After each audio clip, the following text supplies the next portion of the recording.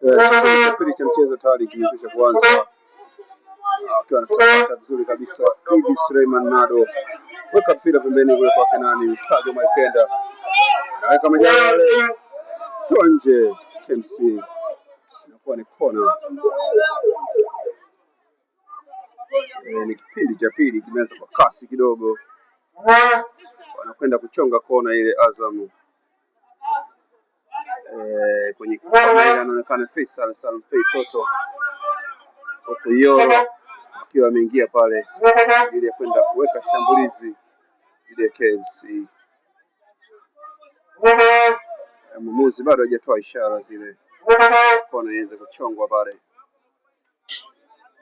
Ni Faisal Salum Toto rudi nyuma bado Faisal huku Zidane Sireli ameanza kwa na pasi Msindo. Ayaka pasi Msindo, lakini wanaondosha hapa KMC. Mwamuzi anasema ni offside.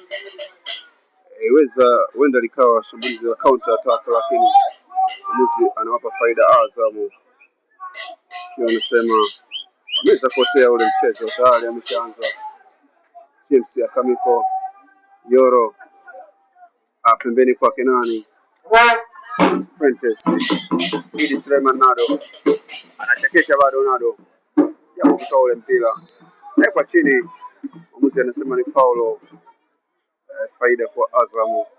Ameshaanza Pascal Msindo katikati mwa uwanja kwake Imidi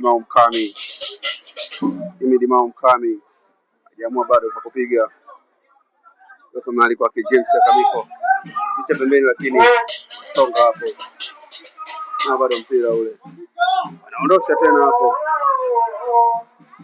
bado piga ni kupiga ile bora.